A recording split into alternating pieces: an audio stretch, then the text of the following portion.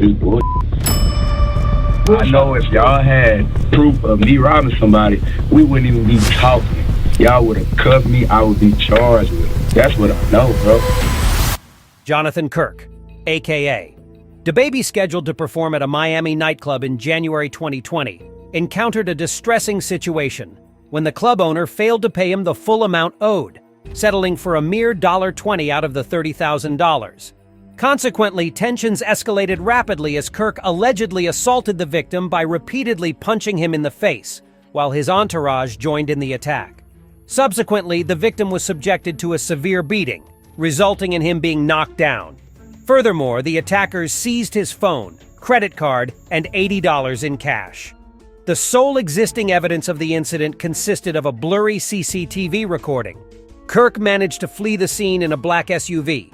However, he later returned to the hotel, where he was promptly apprehended by the waiting victims and law enforcement officers. How did a dispute over payment escalate into a vicious assault, leaving the victim beaten, robbed, and DaBaby at the center of it all? And what led to Kirk's audacious return to the scene, only to be confronted by both the victims and the police? Taken to the police station for what seemed like a routine investigation, it quickly became evident that the case was more complex than expected. Kirk, while in the interrogation room, skillfully employed tactics to complicate matters for the police, demonstrating a clear understanding of how to handle the situation. The detectives faced a daunting challenge as Kirk initially refused to cooperate, even refusing to disclose his own name. What's your full name? Come on. We just want to get it for you. This is just a formality. Just tell your name. Surprisingly, despite being aware of his Miranda rights, which include the right to remain silent, Kirk chose to forego his right to an attorney, despite his financial means. Instead, he believed that strategic choice of words would help him navigate the circumstances.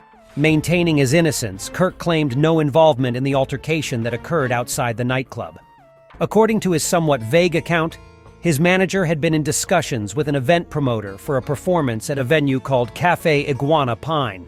However, complications arose when it was discovered that the payment offered was from stolen funds, raising suspicions about the promoter's behavior during negotiations.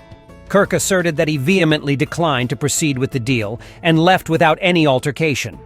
However, his explanation failed to address the incident captured on the club's surveillance footage.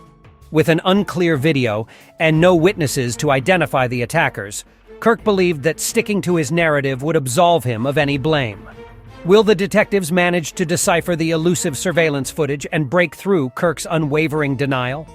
Emphasizing his financial success, Kirk argued against any motive for his involvement in such a crime. Was there an argument? No, it was an argument. I didn't argue with a soul. He questioned why he would need a mere $80 and an iPhone when he regularly engaged in high-value transactions. His aim was to distance himself as much as possible from the crime scene, both physically and metaphorically.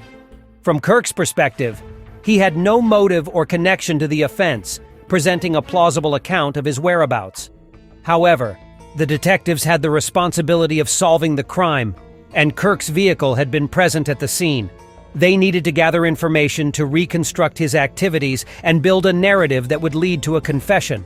Kirk, without legal representation, adeptly navigated the situation, skillfully deflecting any connection to the crime. The detectives tirelessly sought evidence tying him to the scene, but their prospects looked dim. It puzzled the investigators why Kirk chose not to request a lawyer, despite his knowledge of interrogation tactics. Seeking legal representation typically benefits a case, unless driven by ego or poor judgment. Kirk undeniably dominated the interrogation, poised to gain even more control. What surprising strategies or hidden motivations will Kirk employ to maintain his control and potentially outwit the investigators? While this advice may not apply universally, it held true in this instance. Interrogating without immediate charges often signifies insufficient evidence. The goal is to extract confessions when compelling proof is lacking. Rarely, the motive behind a crime may be sought, but the nature of the questions reveals the interrogation's purpose. Cooperation proves valuable when undeniable evidence of guilt exists. However, without substantiated allegations, exercising the right to remain silent and requesting legal representation is advisable, especially if innocent. Recognizing the futility, the detectives withdrew temporarily. Kirk firmly maintained his version of events, refusing to waver. Following protocol, the detectives left, leaving Kirk alone to contemplate, potentially succumbing to mounting anxiety. This strategy often breaks a suspect, but Kirk calmly closed his eyes and drifted into slumber, displaying an astonishing lack of concern. The detectives, unable to formulate their next course of action, reached the conclusion that Kirk was unyielding. Upon the detectives' return, the purpose was to address the security of Kirk's belongings, which were left behind in his hotel room. Despite lacking a conviction, Kirk emerged as the primary suspect, resulting in his confinement as the investigation proceeded and evidence was gathered. The focal point revolved around determining the handling of his belongings throughout his time in jail. Kirk vehemently refused to grant them access to his possessions, instead instructing the hotel to manage them. With the potential of facing a prison sentence of up to 15 years, a $10,000 fine, and additional charges for battery, the detectives required substantial evidence, which they were unable to obtain from Kirk or the blurry security footage. After a mere 48 hours behind bars, Kirk was released, and 2 months later, all charges against him were dismissed, granting him freedom.